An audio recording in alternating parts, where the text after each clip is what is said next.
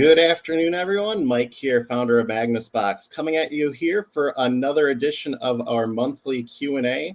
We are in September. We're at the end of September. Normally this is held earlier in the month, but with TechCon, we had to do a little revamping, rescheduling. So today I have the one, the only coding ninja, partner support specialist, coffee addict, Seth Byrne. How are you doing today, Seth?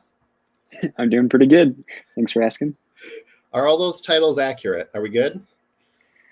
I don't know. Coffee addict, might dispute that, but I've taken a small break from coffee.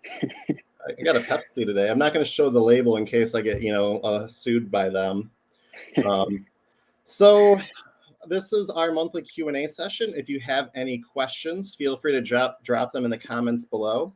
Just a friendly reminder, we are streaming live on our YouTube, Facebook page, and our Facebook partner group. If you haven't had a chance to join the Facebook Magnus partner group, you're more than welcome to join. Just hit us up. We are streaming through StreamYard, so it does get a little crazy with Facebook. They want all your data, all your permissions. If you don't want to accept it, don't worry about it. We can just take anonymous questions as well. So we have had a busy month, Seth. It has been insanity. It has been pretty crazy. We have had outages. We've had 7 outages in one data center, which is something we're going to be discussing in today's broadcast. I forgot what I named this broadcast. I think I called it like something like storage clusters, data centers, and TechCon. Oh my! I like it. It's something I came up with, but So let's jump into TechCon just for a moment here. We've talked about it quite a bit. To me personally, I thought it was an amazing time. How did you enjoy it? Yeah, it was great. It was my first sort of tech convention that I've been to ever. Any convention for that matter, not just tech. It was really cool listening to some of the speakers, socializing with some other fellow technologists, and the food was great because it was free. So overall, pretty fun. It was nice to visit Chicago. So yeah, I enjoyed it. Exactly. And, the food was great. It was free as part of the ticket. So we did have a booth over at TechCon. A huge shout out to our marketing specialist, Kelsey, who in 1 month organized everything from banners, retractable banners, the table, the cloth for the table, all the swag, the TV slideshow that was put together, that got put together fast. I mean, she had like a 1 week notice before I said, hey, let's do a TV, and she was on it and took care of it. So a huge shout out to Kelsey for being our marketing specialist, marketing wizard, if I can say. So I think everything looked great, don't you? Yeah, completely agree. Yeah. Well, we could be biased though because it was our own booth, but there was a lot of good vendors there. As always, we had Matt, Rodella, and Ramey. They from Tech Marketing Engine. They were there. It was great seeing them, and we met a number of good vendors that we've actually started discussing with as well. So our Synology meetup that we were hoping to have didn't go as planned. We talked to them a little bit. I think we're going to try to poke them a little bit more through email and see where we can go with that. But we were hoping to get a little bit more sit down time, but we were so busy that we had so many amazing partners we talked to. It was great seeing everyone. I think we had probably about 15 partners that were there. Yeah, something like that. I don't remember the exact number, but yeah, it was good to put a face to a name after working for about a year, year and a half through tickets and through email only. It was good to shake some of those hands or fist bump in the case of in some circumstances, but still got to see him in person. It was great. And, we got to sit down with Sean Scott. We had dinner with him on the Saturday night. We sat and chatted for quite a while.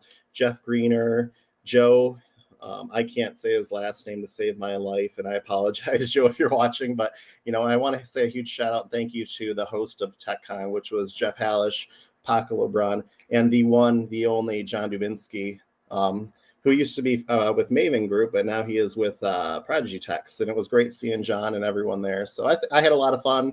We're already looking forward to TechCon 2022. And I guarantee as soon as they put out the the vendor sign up, we're going to be shooting for, like Mike Cooley does, we're going to shoot for the first spot, the first sign up for the vendor side, just like he goes for the first MSP ticket sale as always every year. So, but if you did attend TechCon, we did offer a promo code. If you're not aware of this, it was exclusive to anyone who attended TechCon. It affected all new partners and existing partners that can provide us with that super secret code. So if you have it, just don't forget to reach out to us so we can get that applied to your account as well. I think that covers everything for TechCon.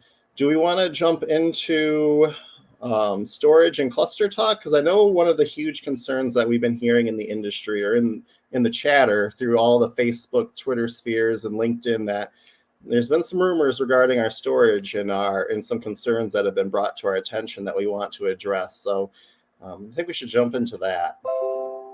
Sounds good to me. After I keep getting Facebook notifications. So here at Magnus Box, we have 6 storage clusters. Is that, if I remember right? I think we're at 6. Yes, I believe so. Yeah. Just trying to count here in my head. I'm just telling Microsoft to turn off my notifications so that way stop messaging me there. So, but yeah, so we have 6. So we have so going down the list here, we have US Midwest, which is Michigan region. So in Michigan, we have our Nexus cluster. Nexus is the name of the cluster and the name of the storage node that's in there. So it's kind of confusing in that aspect. So Nexus is the only storage cluster that Magnus Box owns.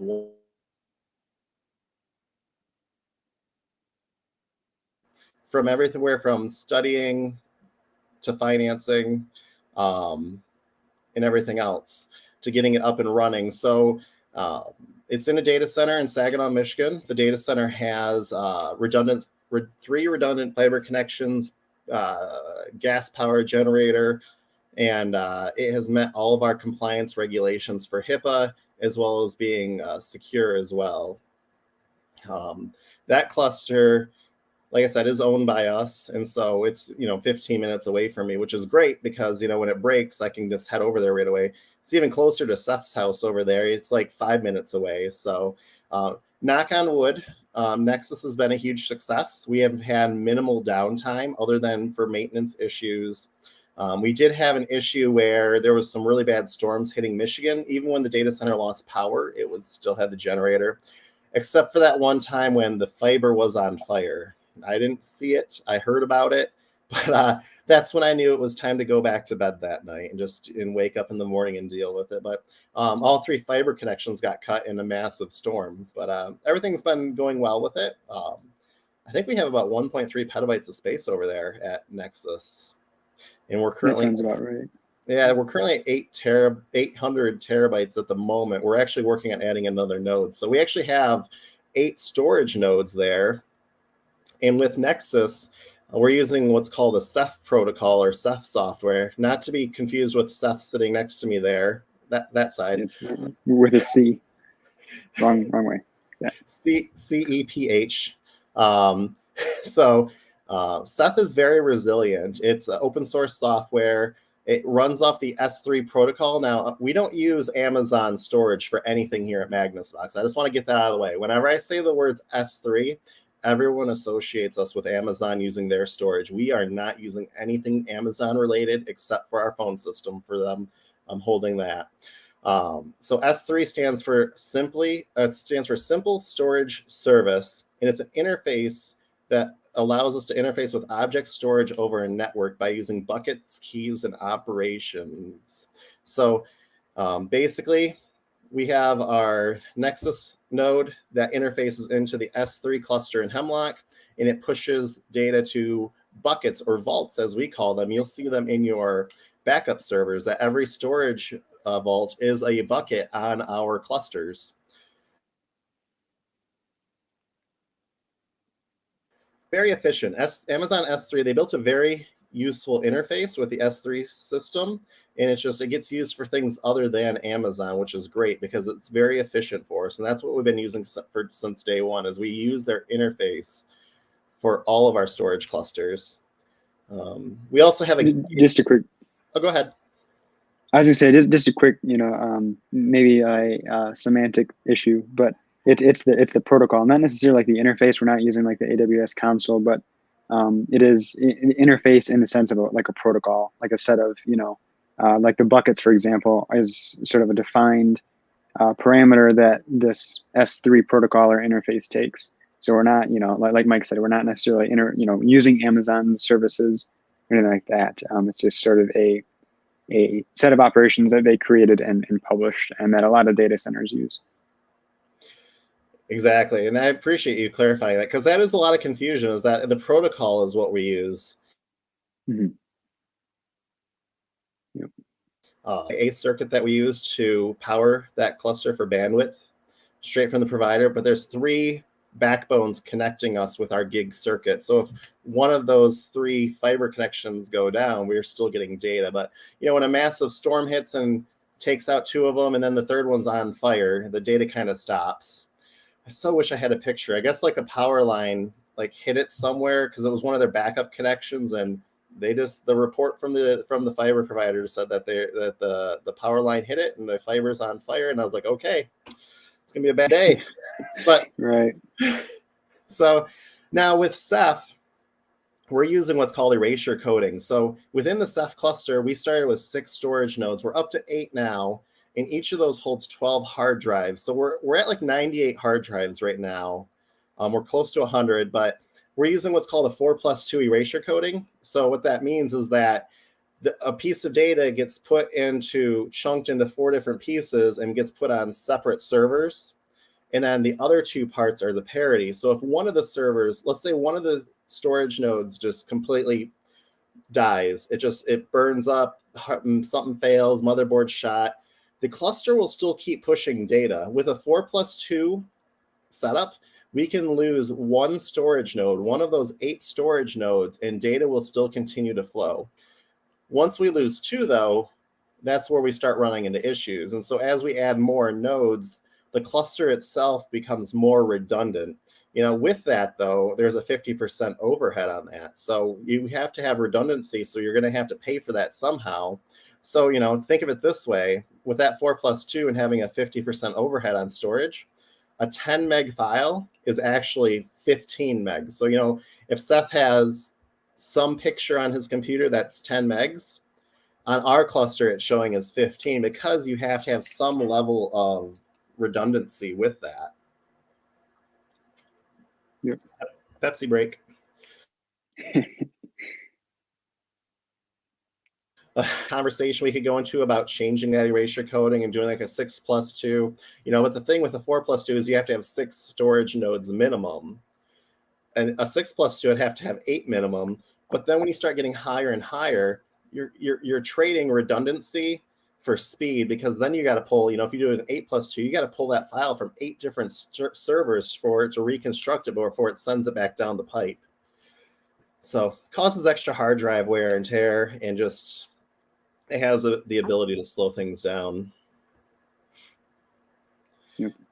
I'm very passionate about. So for those of you that don't know, I've really pieced off my job. Other than running Magnus Box, my number 1 job outside of that is partner support and data center operations. That's my main functions now. Seth has to listen to me talk about it all the time, about data center operations. I feel bad for him. No, I enjoy listening to it. I can't say that I understand all of it all the time. I get bits and pieces here and there. So eventually, one of these days, I'll know like 75% of what you're talking about. And the reason why I've been bringing this up right now about Nexus is because people have been associating the 7 outages that we had in US South with our Nexus cluster. A lot of partners thought that when we brought the data in-house into a local data center, that's why we were having outages, which wasn't the case at all. Nexus has been very reliable. I'm not going to jinx myself, because I don't want to be stuck at the data center all night fixing something, but knock on wood, we haven't had any major outages, or they've been very limited when it was something that was out of our control, like the fiber. Mm-hmm. So, I mean, that's pretty much all I have for Nexus and the US Midwest. So the next data center that we have is US East. So US East is located in Ashburn, Virginia. And US East is holding our Phoenix and Nebula cluster. So Phoenix is our second newest cluster. Nebula is one that we just launched last month. And so those are hosted over there.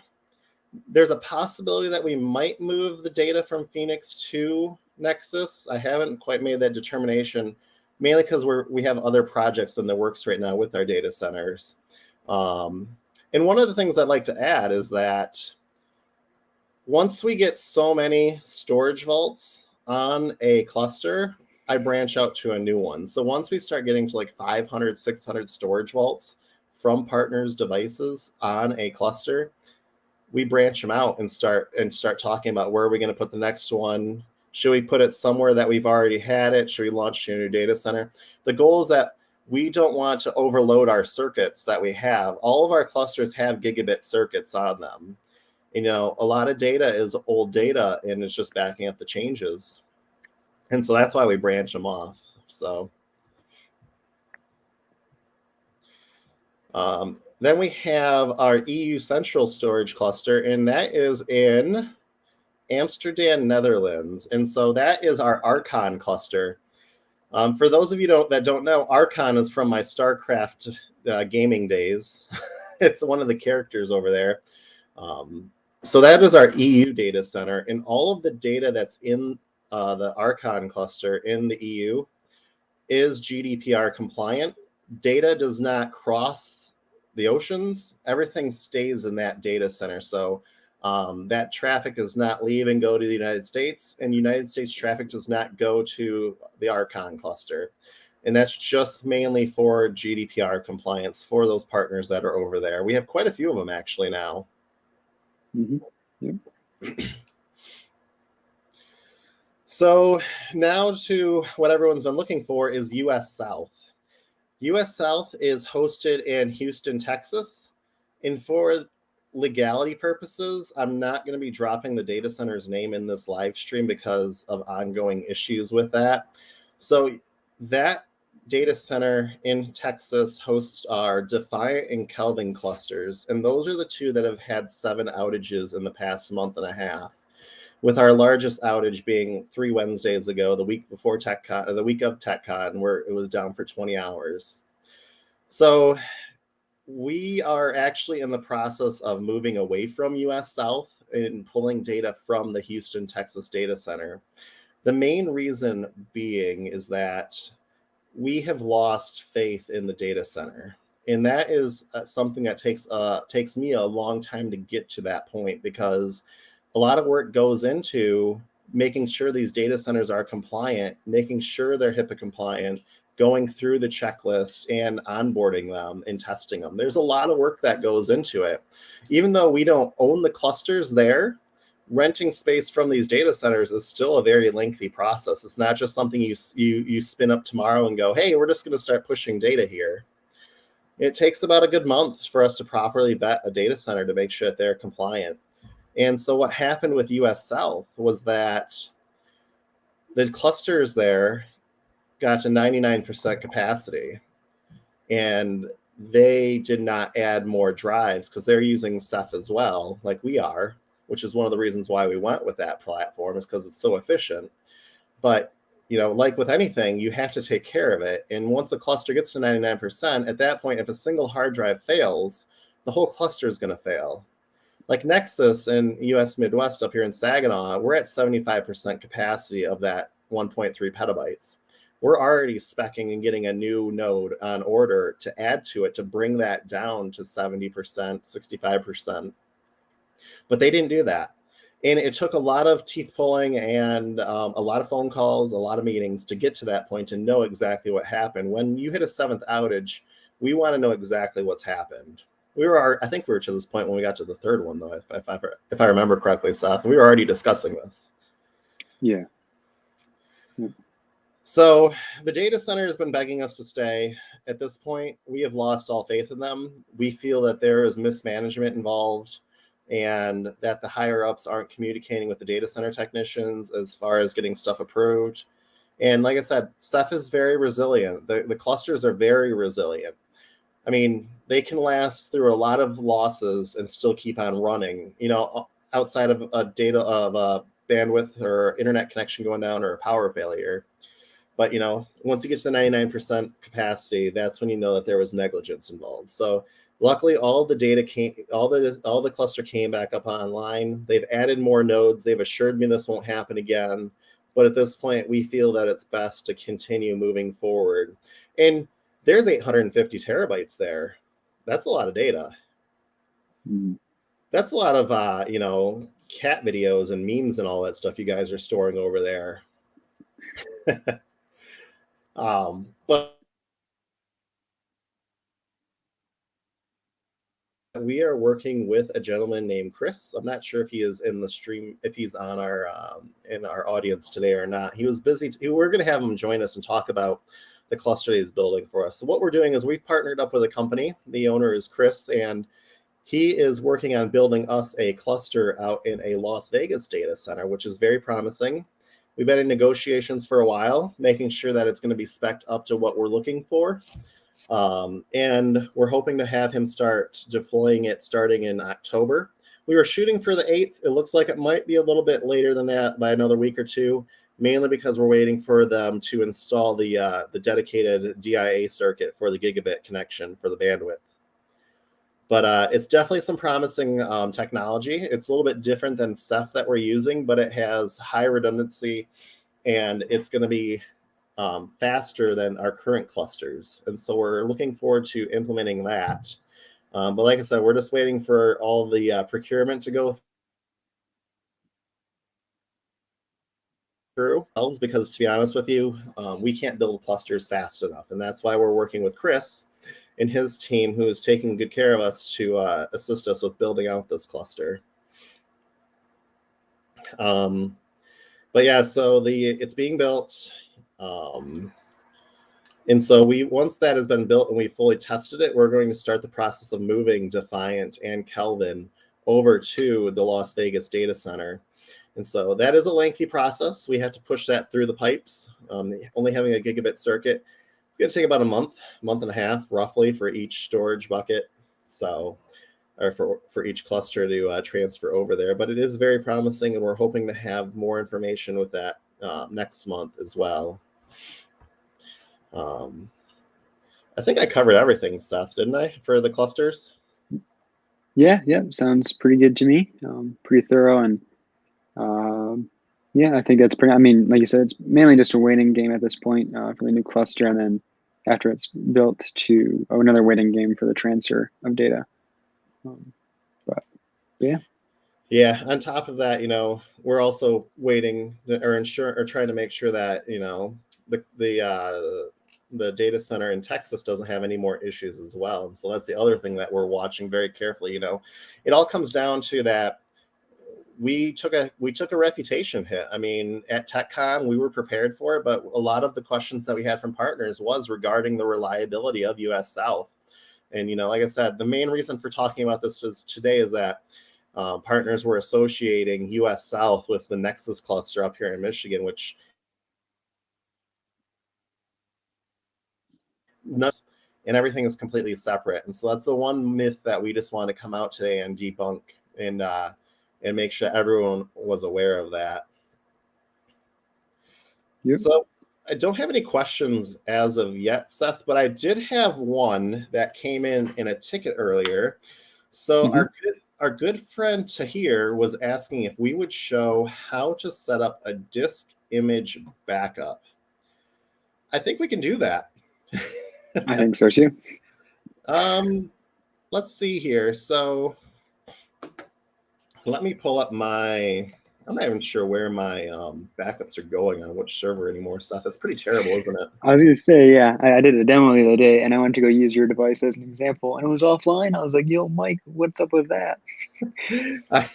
I used to have my computer on that server for our demos, and then I took it off because I kept messing it up. Here we go. Here I am. Okay, so let me see if I can share my screen, and we can talk about this a little bit. Yep. I might break something since, you know, I'm the host of this session, so. That's okay. Oh my gosh, we're going through a tunnel here. Let me turn off this overlay. Oh wow, now I'm too big. No, you're good. There it goes. Does that look better, Seth? Yep. Oh, perfect. So disk image backup. Disk image is an add-on per device. So you have everything included in your server and workstation license. You have your file and folder, all the fun SQL stuff, but you also have system state backups. Those are all included in your workstation and server licenses. Now, disk image is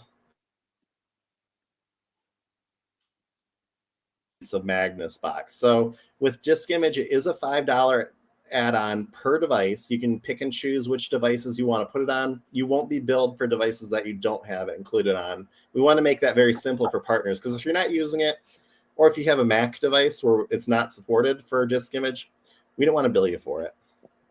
So disk image can be set up either through the web portal or through the endpoint. I'm going to show both methods. So here I've logged into my Magnus Box backup server, and I pulled up one of my user accounts. As you can see, it's mine. So you're going to go to protected items. You're going to click on add a protected item, and you're going to choose which device you're adding this to. So remember, a protected item is just a backup job. So we're going to give it a friendly name. This makes support so much easier when we don't have 10 different ones saying new protected item.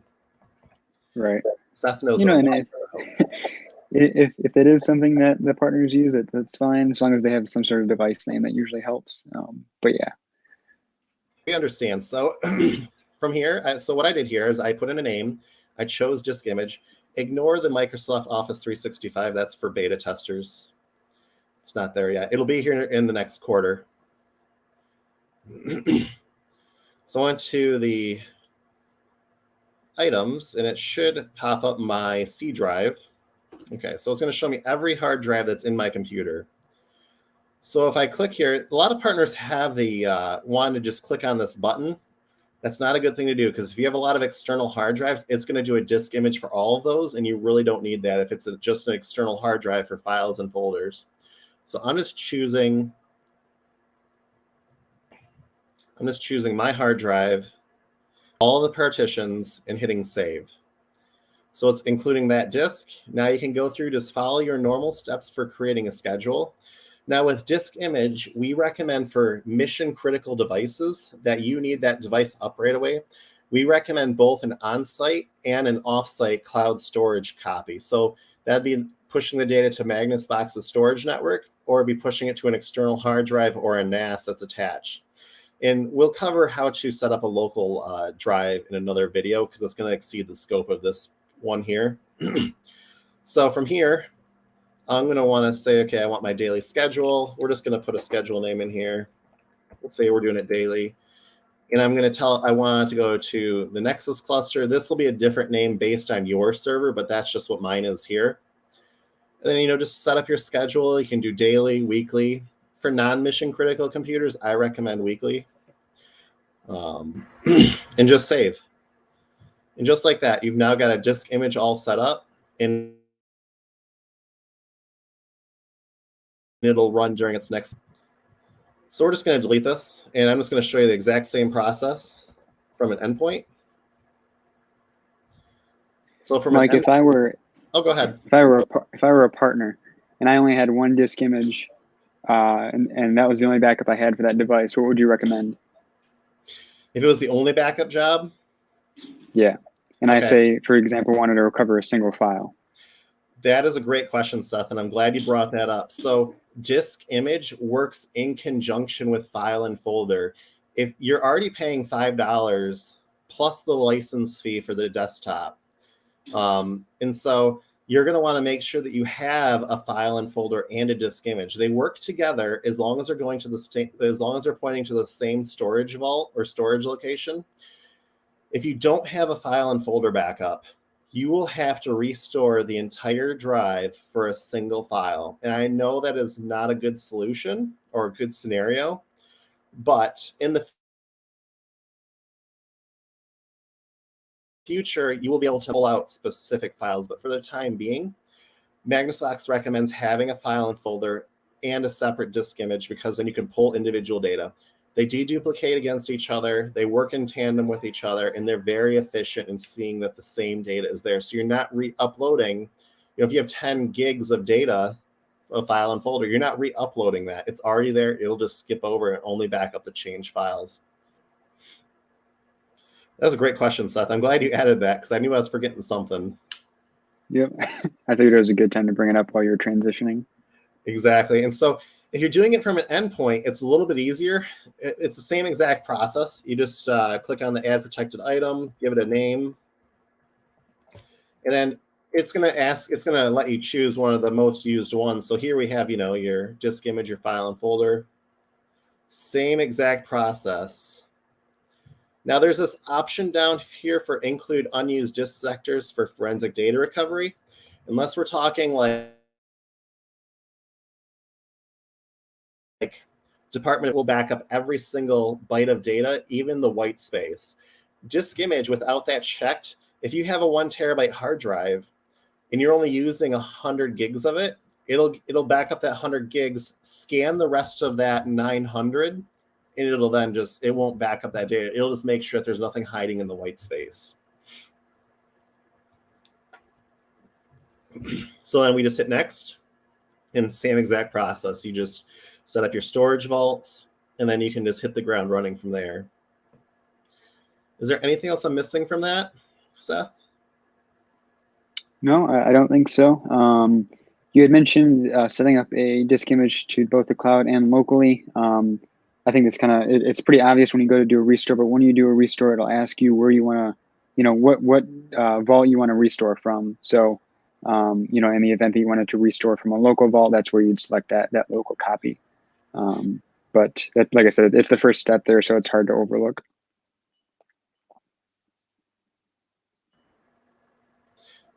So from there, now let's say you want to create, since I'm already in here, if you want to create the flash drive, you can do that right from here by going to settings on the endpoint and just clicking on create USB recovery media. You just have to have a 2 gig flash drive. We recommend a flash drive that's 16 gigs or under. Anything higher than that, and the partitions get kind of funny. You're just creating a flash drive that's bootable, that will boot you to this interface, and you're logging into it with your backup client's credentials. And then from there, you can restore to a physical drive. Yep. And I get a question, a pretty common question sometimes, like, if the computer completely dies, how do I go about creating a USB medium?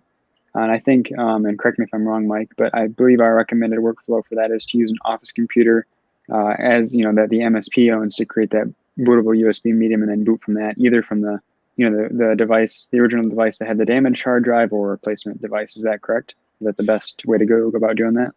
Correct. Yep. And always remember, you can install the Magnus Box software on 1,000 devices. If you don't have a single protected item, if you don't have a protected item in here, you're not going to get billed for that license. We don't charge for bench machines, and we recommend that you actually create this flash drive at any time. It's not specific. Well, it can be set up specifically for this machine if you have drivers, but you can create a flash drive that doesn't have any drivers. It's just tied to your backup server, and it pulls down your branding and everything.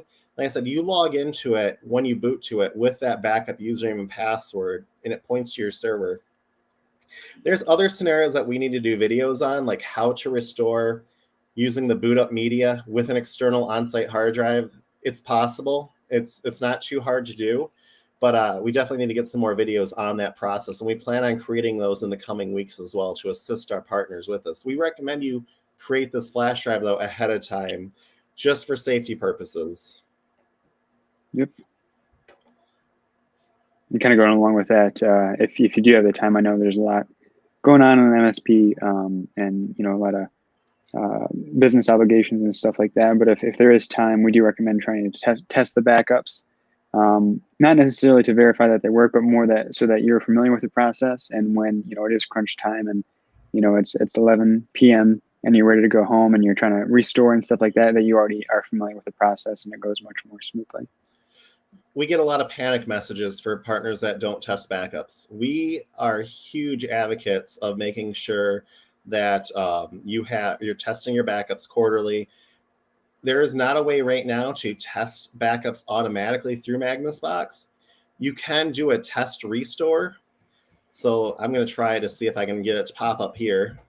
Mm-hmm. But I can go to the restore screen, choose where I'm pulling the data from, which vault. So for me, it was Nexus. And then I can choose which snapshot I want to restore from. So I'm going to hit this August 28th one. That's the oldest one here. Yep. To be honest, I'm surprised I can go back that far. With me having my computer on the testing system, my backups were always messed up. So from here, I selected everything. And, it's always best. There's an all items. We highly recommend the select items button. So, it can go through here and I can see all my data here that I had. And then from here, I can either try restoring it back to the device, or we have this really cool simulate restore only option. I'm not going to click it now because it'll throttle my connection, but it will pull the data down. It won't save it, but it will then give you a report saying if it was successful or if it was not. And for me, being on a Surface with a limited hard drive, I'm not going to try doing a restore right now. Right. And just and like you'd said, it simulates a restore, doesn't save the data. So it'll basically go through the entire process of a restore, reaching out to the storage vault, building the indices, pulling that data down as if it were going to save it. But it basically dumps it into a part of memory that is just kind of cleared out every now and then. We're going to call it a black hole. There's a specific term for it in Linux. I don't know how that works on Windows, but I'm sure there's something very analogous to it. I think that's everything I want to show on the interface today. So as always, number one rule, when you're done working on a client's endpoint, go to settings, go to account, hit the lock button. You guys will thank me later. That way your clients cannot mess with the endpoint software or bad guys that have compromised systems. Yep. Robert Davis said he does quarterly backups for all customers, and he thought the simulated restore was pretty cool. So good to hear that you're testing the backups. Good. I'm sure that'll make things much more smooth. Go quite a bit easier in the event restores needed. So. Yeah, exactly. And so, but I think that's everything I had for my list. We didn't have any questions. If anyone has any questions, feel free to drop them in there. We are giving away a $50 Amazon gift card to anyone that participates. We're paying you guys to force you guys to talk. I don't know about force, incentivize maybe. We're incentivizing. We'll send Matt around with a chain. We'll get you guys to talk. But so Office 365 backups that should work. I don't want to have this happen again where we promise Q3 and it comes out and it doesn't, but shooting for Q4. I've been testing it at a friend of mine who has a business, and the Office 365 backups have been working great. We're backing up all of their inboxes. We're able to restore specific files, or emails, I should say, and we're really enjoying it, especially for like litigation holds. You got someone who did something bad and then deleted the data. You can get that data back. Deleted your junk mail and had 16,000 emails in it. Yeah, we can get that back now too. So, but I don't know if I'd want my junk mail back. I gotta also 16,000 emails. Like who lets it get to that point? I don't know. So Robert Nelson put in a Facebook post that Brian should hit me up for some swag with this review. We are. So I'm going to segue into that. So we have a few of our friends that own some businesses in the area, and we're partnering up with one of them. We're helping take care of their IT, and they're letting us use their one of their offices, and we're going to turn it into a shipping station for swag. So that, and we can use it for meetings, for staff meetings, because COVID, 6 feet. Seth gets aggressive when he doesn't have coffee every now and then, or he's not on coffee. So We're hoping to start sending out some swag. So I actually have a swag list that I'm putting together for Kelsey, and she's going to design some swag boxes. We're going to have a whole entire shipping station set up at this location in Hemlock. I'm pretty excited for it. Considering the fact that we're trading some services that we handle easily for an office space that we have full access to 24/7 and a meeting space, I'm pretty happy with this bartering deal. Yeah. They know who they are, and if they're watching, we really appreciate you guys working with us, and we really appreciate that we can help take care of your business as well. So, yep. But yeah, if you want swag, just let me know, and we can add you to the list. I got a lot of it left over from TechCon, especially some great stickers. I don't have any. I think I have some here, actually. I got one on the back of my laptop. But I do too, but my camera doesn't switch. So we got this bad boy right here. That's the one I have. This is the cloud, guys. This is where your servers are. We got the Magnus box with the cable coming out of it. Mm-hmm. We got the traditional Old Faithful logo, and the inside joke sticker that I love, but I'm sure if someone didn't know about us, they would think it was offensive. But we have the 99 little bugs in the code joke sticker, where Seth patches one down and compiles it around. We have 121 bugs in the code. It seems like that sometimes. Never-ending battle.